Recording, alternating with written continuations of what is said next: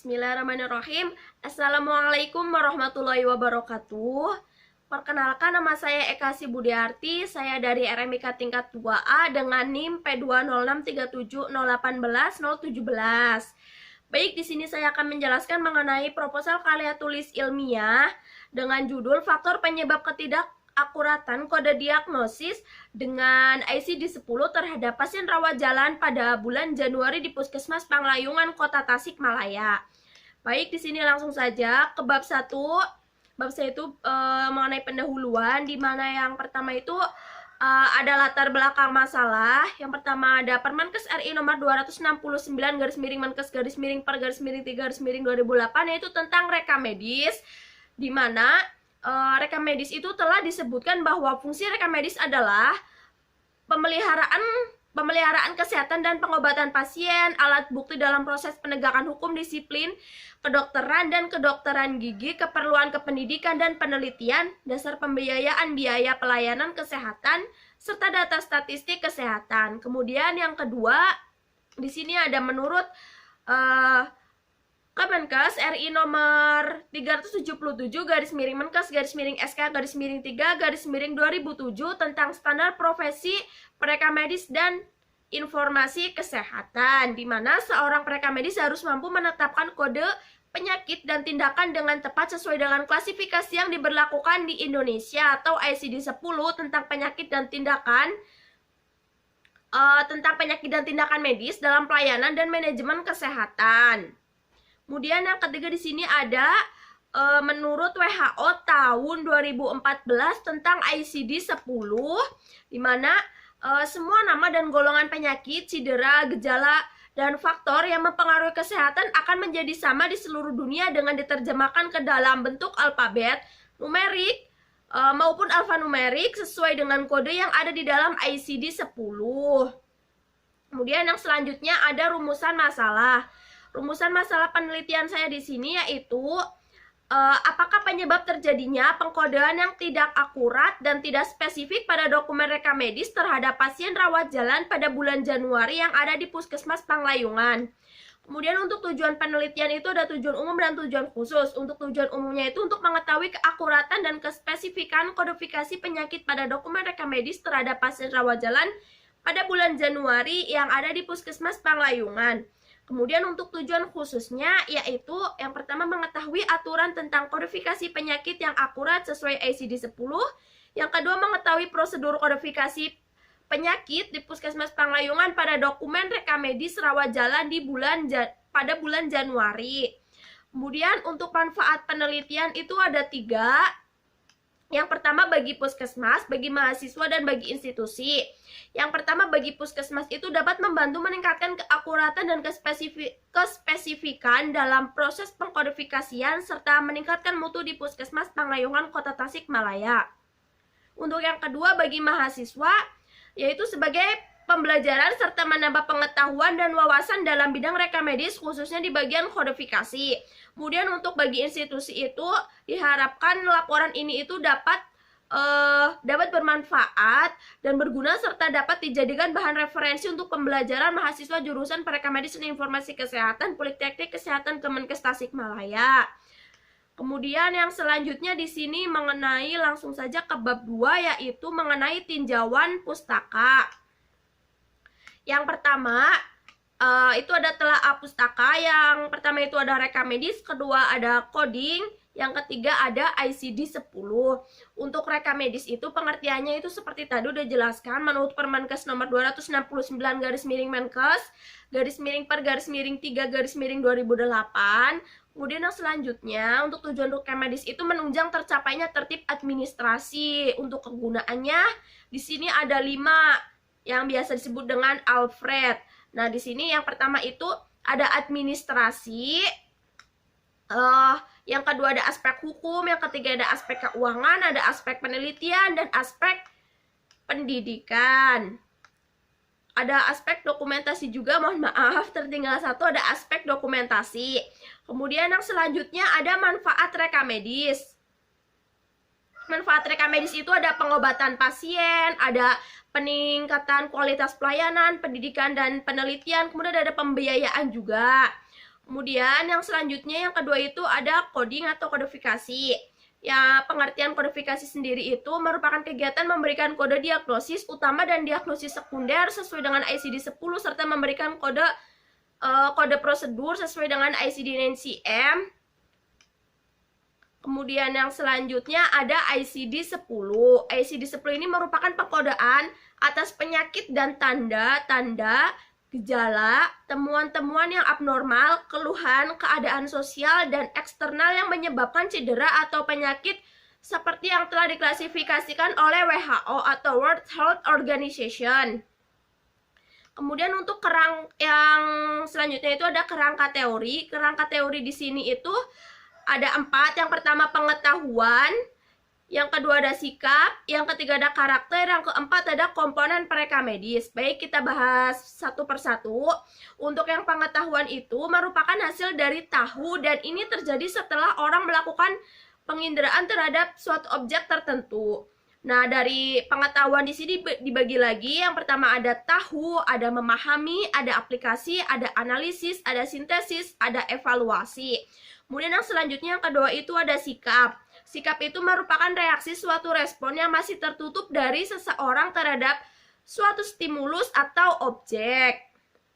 Yang selanjutnya yang ketiga itu ada karakter. Karakter menurut Mati N.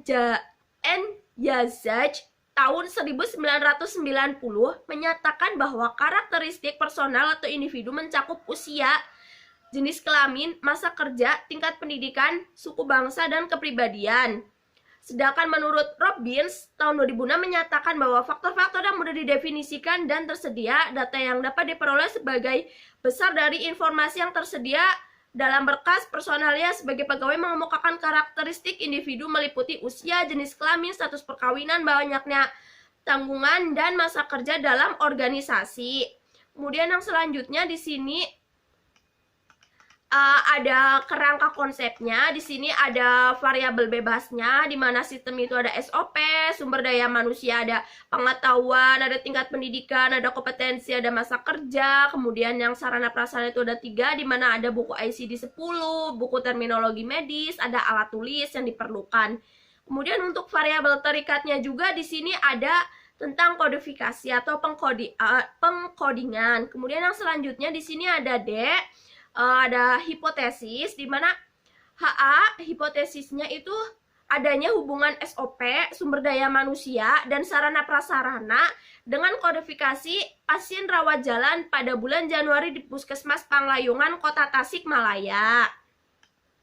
Kemudian yang selanjutnya di sini ada bab 3 yaitu mengenai metodologi penelitian. Yang A itu jenis dan desain penelitian. Jenis penelitian digunakan dalam penelitian ini adalah penelitian observasional analitik. Desain penelitian ini yang digunakan itu adalah cross-sectional. Nah, jenis penelitian yang tadi digunakan itu penelitian observasional analitik dengan studi korelasi, yaitu mencari hubungan antara suatu keadaan dengan keadaan lain yang terdapat dalam satu populasi yang sama. Sedangkan desainnya tadi kan ada desain penelitiannya itu ada cross sectional. Cross sectional itu di dalam penelitian cross sectional itu terdapat variabel ketepatan penulis diagnosis dan keakuratan kode diagnosis yang dilakukan dengan cara observasi atau pengumpulan data sekaligus pada suatu saat. Kemudian yang selanjutnya yang C ada subjek penelitian. Subjek penelitian itu di sini ada 3. Yang pertama ada populasi, yang kedua ada sampel, yang ketiga ada teknik sampel atau sampling. Untuk populasi dalam penelitian ini adalah seluruh berkas rekam medis pasien rawat jalan pada bulan Januari tahun 2020 yang dikelola dokter dan perawat di Puskesmas Panglayungan, Kota Tasikmalaya. Nah, ini populasi ini berjumlah 150 berkas rekam medis pada bulan Januari tahun 2020. Kemudian yang kedua untuk sampelnya, di sini saya mengambil sampel. Teknik pengambilan sampelnya ini menggunakan purposive sampling. Besar sampel subletnya adalah 2 orang perawat, 1 orang dokter, dan 2 orang petugas yang mengurus di bagian rekam medis di Puskesmas Panglayungan. 2 orang petugas yang mengurus di bagian rekam medis itu yang ada di Puskesmas Panglayungan itu berasal dari sarjana kesehatan masyarakat.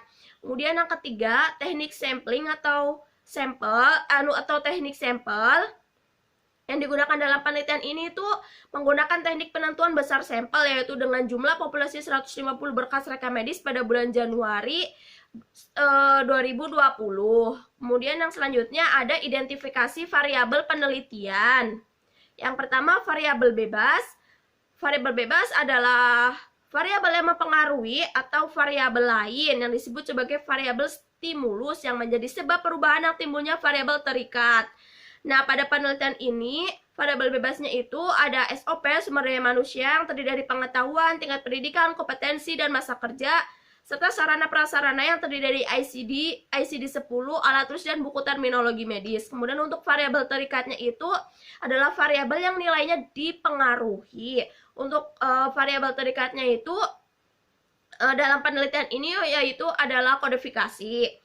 Kemudian yang selanjutnya untuk definisi operasional. Definisi operasional itu adalah uraian tentang batasan variabel yang diteliti atau tentang apa yang diukur oleh variabel yang bersangkutan. Pengertian ini menurut Noto Atmojo pada tahun 2012. Nah, di sini ada tabel tentang definisi operasionalnya. Di sini saya mengambil 7. Di sini ada contohnya. Yang pertama ada SOP. Variabel penelitiannya SOP, kemudian definisi operasionalnya, pedoman tertulis yang berisi prosedur-prosedur dan digunakan untuk menetapkan hasil kerja yang maksimal. Cara ukurnya ada observasi, alat ukurnya saya mengambil lembar checklist untuk hasil ukurnya. Yang pertama itu baik apabila pengobatan dokumen rekam medis terisi dan sesuai dengan SOP yang ada di bagian rawat jalan. Yang kedua itu kurang baik apabila pengkodean dokumen rekam medis tidak terisi dan tidak sesuai dengan SOP yang ada di bagian rawat jalan Puskesmas Panglayungan. Kemudian untuk skala ukurannya itu ada nominal. Kemudian di sini yang kedua, tabel yang keduanya itu ini ada tentang pengetahuan. Yang ketiganya ini ada tentang tingkat pendidikan, terlampir ini. Kemudian yang keempat ada kompetensi seperti ini. Yang kelima ada masa kerja.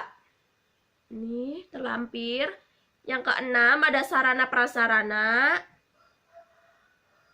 Yang ketujuh ada kodifikasi. Kemudian yang selanjutnya ada uji validitas dan reliabilitas. Nah, menurut Soekarji pada tahun 2000, validitas adalah derajat yang menyatakan suatu tes mengukur apa yang seharusnya diukur. Kemudian, kalau menurut Ghazali tahun 2009 menyatakan bahwa reliabilitas adalah alat untuk mengukur suatu kuesioner yang merupakan indikator dari perubah atau konstruk. Kemudian di sini ada instrumen dan cara pengumpulan data.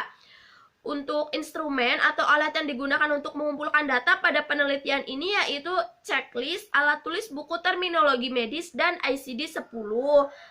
Kemudian untuk cara pengumpulan data yang digunakan untuk penelitian ini adalah dengan menggunakan metode observasi. Kemudian yang selanjutnya ada pengolahan data. Yang selanjutnya ada pengolahan data. Yang pertama itu ada editing, yang kedua ada coding, yang ketiga ada tabulating, yang keempat ada entry data. Yang pertama ada editing, yaitu peneliti memeriksa kembali lembar checklist atau lembar observasi apakah sudah terisi semua atau belum. Kemudian yang kedua itu kodifikasi, yaitu proses di mana peneliti memberi tanda pada poin pernyataan di lembar checklist atau lembar observasi berupa tanda atau kode berbentuk angka pada masing-masing kategori.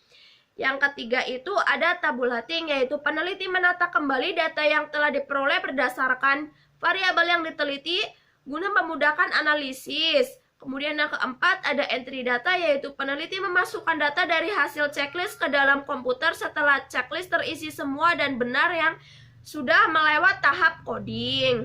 Kemudian yang selanjutnya ada tahap analisis data. Yang selanjutnya ada analisis data. Di sini ada dua, analisis deskriptif dan analisis bivariat. Analisis deskriptif itu merupakan suatu teknik untuk menggambarkan masing-masing unit variabel penelitian. Sedangkan yang kedua, analisis bivariat itu adalah analisis bivariat dilakukan untuk menguji hubungan ketepatan penulisan diagnosis dengan keakuratan kode diagnosis. Kemudian yang selanjutnya di sini ada mohon maaf.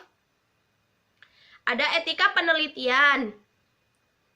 Etika penelitian di sini menghormati harkat dan martabat manusia, respect for human dignity, di mana peneliti mempertimbangkan hak-hak subjek untuk mendapatkan informasi yang terbuka berkaitan dengan jalannya penelitian.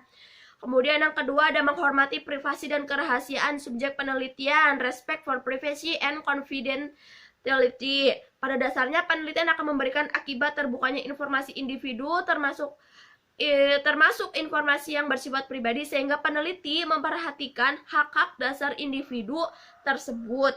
Kemudian yang ketiga, keadilan dan inklusivitas atau respect for justice and inclusiveness.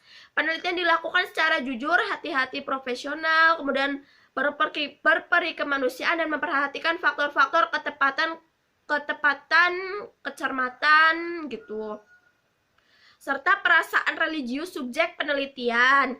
Kemudian yang keempat, memperhitungkan manfaat dan kerugian yang ditimbulkan, balancing harms and benefits. Peneliti melaksanakan penelitian sesuai dengan prosedur penelitian guna mendapatkan hasil yang bermanfaat semaksimal mungkin bagi subjek penelitian dan dapat digeneralisasikan di tingkat populasi atau benefits. Kemudian yang selanjutnya, keterbatasan penelitian. Di sini terdapat beberapa keterbatasan. Salah satunya masih terdapat jawaban kuesioner yang tidak konsisten menurut pengamatan peneliti, karena mungkin responden cenderung kurang teliti terhadap pernyataan yang ada gitu. Terus di sini penelitian hanya mengambil beberapa sampel saja, tidak terlalu banyak. Yang selanjutnya ada jalannya penelitian. Jalannya penelitian di sini ada tiga tahap, yaitu tahap awal, tahap pelaksanaan, dan tahap akhir. Tahap awal, langkah awal dalam penelitian ini adalah pengajuan judul KTI, selanjutnya seminar proposal KTI, dan perbaikan atau revisi sesuai hasil seminar. Kemudian meminta surat izin penelitian kepada jurusan, terus selanjutnya untuk melakukan proses perizinan kepada Kepala Puskesmas Panglayungan Kota Tasikmalaya. Untuk tahap pelaksanaan penelitian itu melakukan pengumpulan data penelitian di Puskesmas Panglayungan Kota Tasikmalaya. Kemudian yang selanjutnya,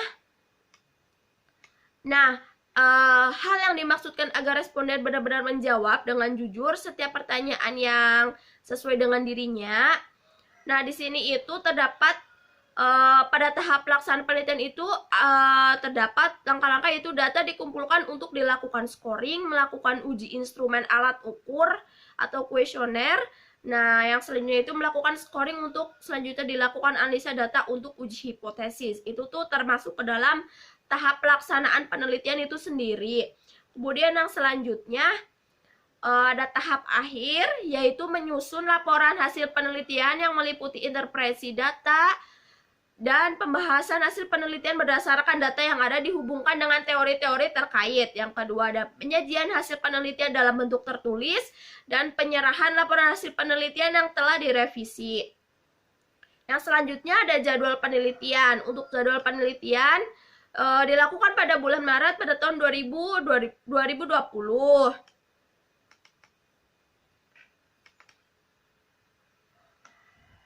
Sudah selesai, kiranya cukup sekian yang dapat saya sampaikan.